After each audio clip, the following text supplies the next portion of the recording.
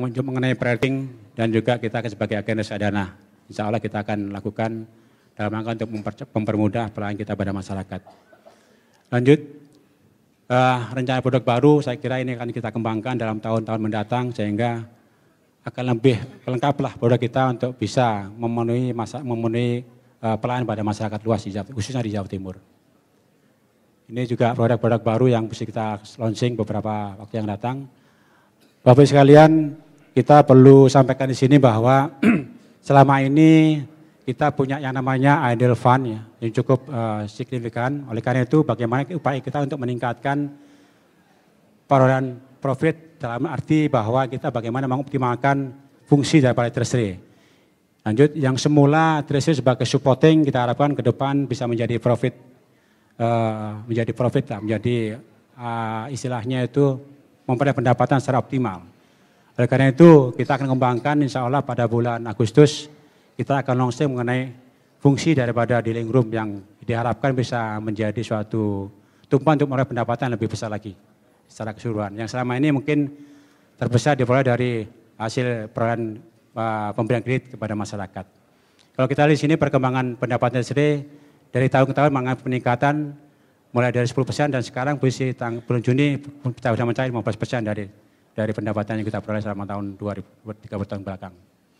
Lanjut.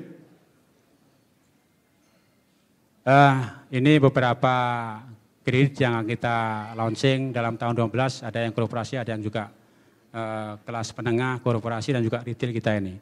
Namun demikian perlu kami katakan bahwa dari portofolio sebesar 24 triliun kita masih fokus yang UMK masih 80%, sisanya yang korporasi.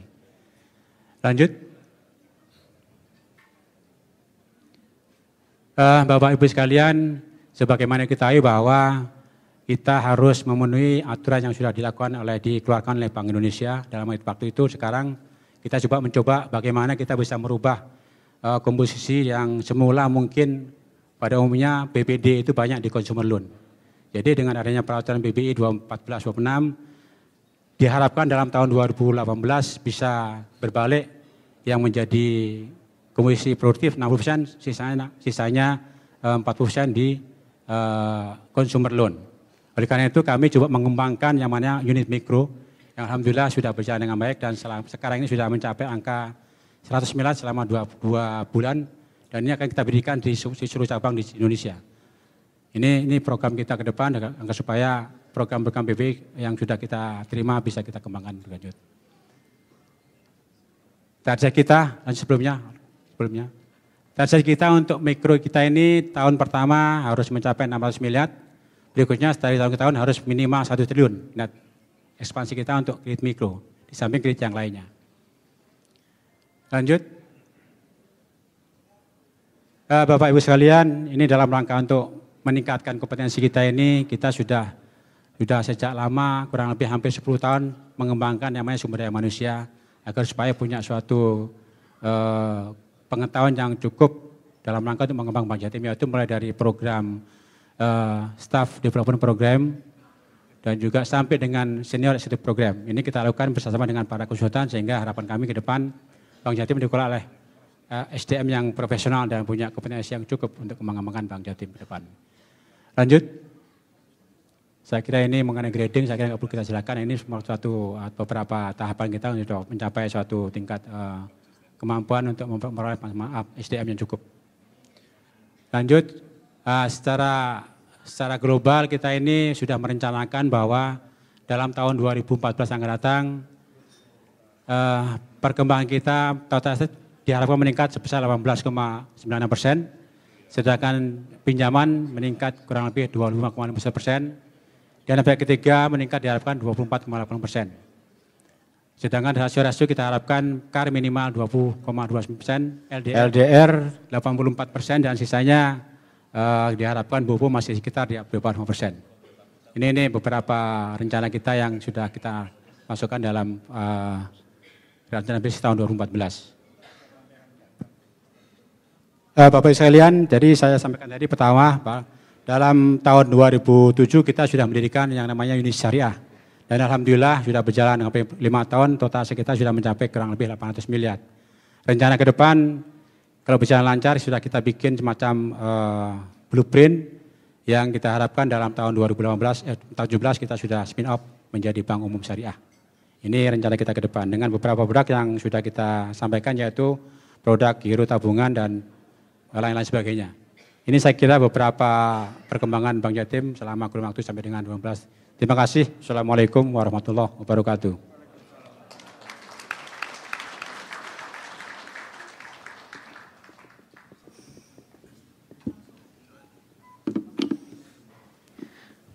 Baik, kami ucapkan terima kasih kepada Bapak Hadi Sukrianto. Berikutnya adalah paparan materi dari Gubernur Jawa Timur kepada Dr. Haji Soekarwo SHM Hum. Kami persilakan. Assalamualaikum warahmatullahi wabarakatuh. Selamat malam dan selamat sejahtera untuk semua yang hadir. Semoga dividennya naik semua. Ya. Tak dongakno poso-poso ini. Alhamdulillah ini yang hadir udah pemimpin-pemimpin besar di bidang ini semua. Pak Ito, terima kasih. Moga-moga tidak cepat pulang, Pak. Nanti malam makanannya enak-enak di sini ya. Nanti bisa belanja kiri kanan, bagus Pak Ito. Tapi tidak perlu saya antar, malah nanti enggak ya. Iya, ini sudah tahu tata keramanya, saya tidak perlu mengantar. Ya. Ada Pak Rahman, terima kasih. Dan juga ada Pak Sidarta. Pak Andi Sidarta, terima kasih dari Bahana dan Mansek. Pak Yuno, terima kasih. Terima kasih. Dan orang-orang kaya yang akan tambah kaya lagi, selamat datang. Ya, para investor ini. Saya pengen menjelaskan apa yang dikatakan Pak Hadi tadi betul, begitu. Ya, tugas saya membetulkan Pak Hadi, bahkan Pak Hadi presentasinya kurang provokatif. Ya, gitu-gitu. Ya, tugas saya. Ya. Jadi tugas saya menjadi provokator. Ya. Pertama saya ingin menyampaikan, lanjut Mas, lanjut Mas, lanjut. Ini Jawa Timur 5 tahun kondisinya seperti ini, di atas pertumbuhan nasional Pak Ito. Jadi saya kira Jakarta boleh bersidang kabinet, tapi ekonomi Jawa Timur yang mengatur. Ya. Ini provokasinya ini, salah satu provokasinya. Lanjut, mengapa? Ya ini, rata-rata pertumbuhan atas harga berlaku 13% atau 7% harga konstan. Pak. Jadi 66% naiknya 5 tahun ini. Dan kalau sudah naik tidak bisa turun. Ya. Jadi ada kontraktif saja tapi tidak turun. Jadi ini kondisinya. Jadi Bank Jatim hidup di dalam suasana yang nyaman, yaitu ekonomi yang bagus dan masyarakatnya yang luar biasa. Hari ini saya ketemu demonstran buruh. Mengapa demonstrasi? Katanya saya lebih baik demonstrasi THR daripada meninggalkan hasil pilpres. Oh, ngawur itu. Ya. Jadi ini kelihatannya sederhana, tapi ini masyarakat yang open minded dan kesejahteraan sudah menjadi jalan hidupnya. Inilah provinsi yang menarik, saya kira kesejahteraan menjadi bagian penting di dalam proses keputusan. Ya. Berikutnya tentang realisasi investasi sampai dengan triwulan 1, triwulan 2. Lanjut. Kalau ini dulu. Ini Bapak Ibu sekalian, Pak Ito, Pak Sidarta sama Pak Rahman, saya ingin menyampaikan ekspor impor kita minus 16 triliun, ya. Tetapi perdagangan antar pulaunya surplus 70 triliun. Jadi Jawa Timur ada surplus perdagangan itu 50,4 triliun masuk kantong di UMKM. Jadi maka hari-hari ini jalan macet, tapi biarkanlah mereka orang kaya baru yang baru saja menikmati mobil dan sepeda motor, tidak apa-apa. Ya, dia OKB di Jawa Timur, kelas menengah bawahnya tumbuh sangat signifikan. Jadi ini Pak, jadi 346 triliun perdagangan dari Jawa Timur ke 24 provinsi. sama dengan 31% jumlah perdagangan di Indonesia.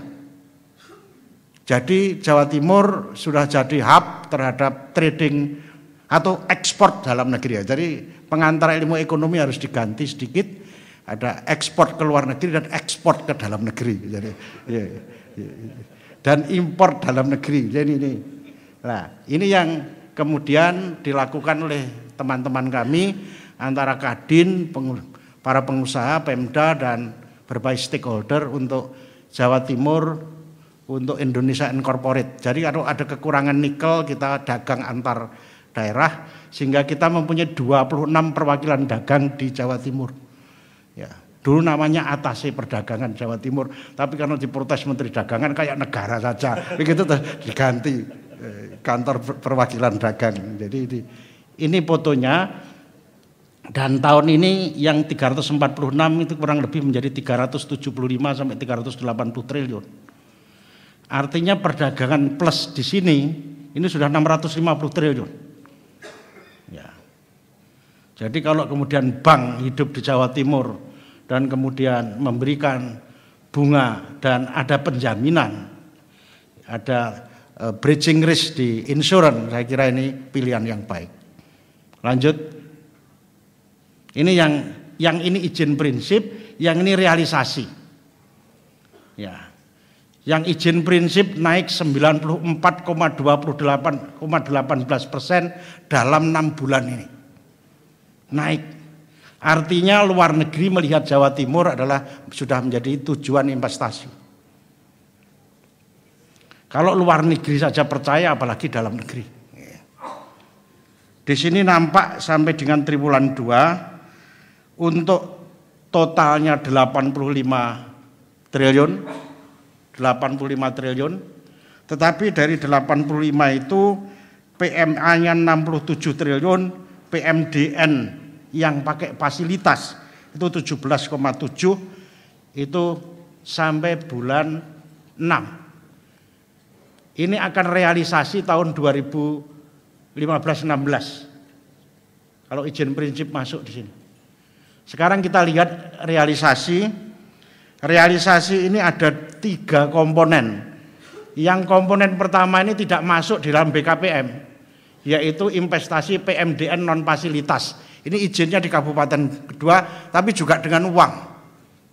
Artinya ini masuk di dalam BKPM, data investasi ini. Pak Ito, Pak Rahman dan Pak Sidarta, Pak Yuno tidak masuk. Ya, kalau pendirian ruko izin kabupaten atau kota Batu tidak dimasukkan di dalam kelompok itu. Hanya dengan fasilitas. Ini yang menurut saya administrasi BKPM harus dirubah. Dia harus online dengan kabupaten kota untuk menentukan bagaimana perkembangan investasi. Di sini nampak kemudian PMDN-nya 29, PM-nya 6,82 sehingga totalnya 8,34. Pertumbuhan untuk realisasi 22,27%. Di situ memerlukan modal yang sangat banyak. Dari izin prinsip mana saja tahun 2002 6 bulan ini, dalam 6 bulan ini, lanjut Mas Agus. Ya. Kuwait. Nah, inilah kemudian investasi di bidang oil and gas. Ini 2 RRC Singapura dan seterusnya yang jumlahnya 6,7 triliun tadi, izin prinsip isinya ini dalam 6 bulan. Ini hotel-hotel di Surabaya penuh terus. Ya.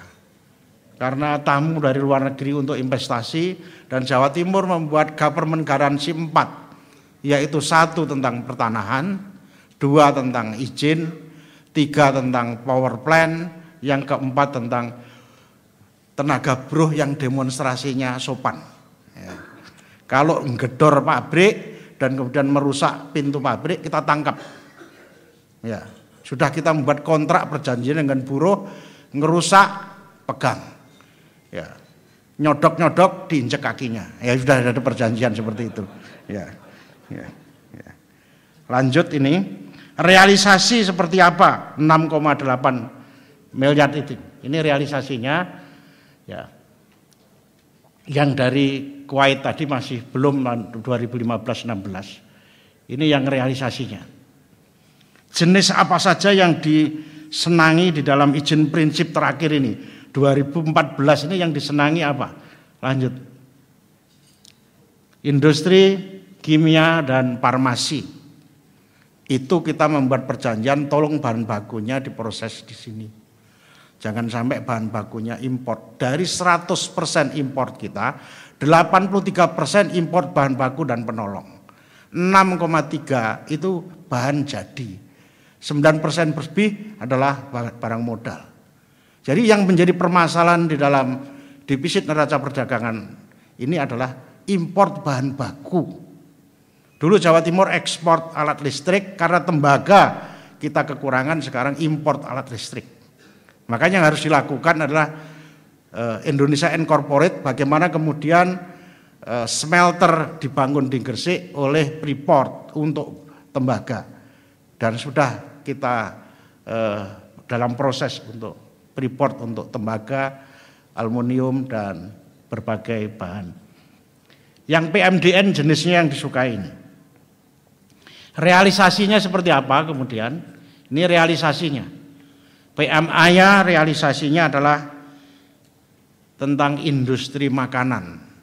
Karena di Jawa Timur adalah produk agro, sehingga OFAM-nya sebagian di industri, tapi sebagian OFAM-nya dari on-farm adalah di sekitar. Yang dari Jember ke Surabaya lewat Kelakah sudah tidak diketemukan pisang agung lagi, di sana numpuk, tapi sudah jadi keripik pisang. Jadi OFAM, industri pasca panennya di sekitar industri on-farm kita. Saya kira itu yang akan melahirkan nanti satu indikasi menarik. Dan tambahan saja, tambahan sekedar tambahan. Pasangan usia subur di Jawa Timur anaknya bukan 2 anak cukup, tapi 1,75 anak cukup. Karena pasangan usia subur ini bekerja.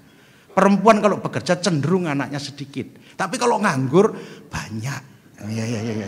Ya itu. Ini ada korelasi positif antara bekerja dan kelahiran anak, apalagi listrik mati. Ya.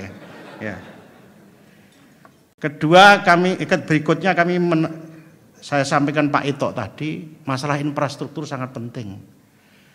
Ini kondisi infrastruktur, jalan yang belum bagus betul, kurang lebih 14,27.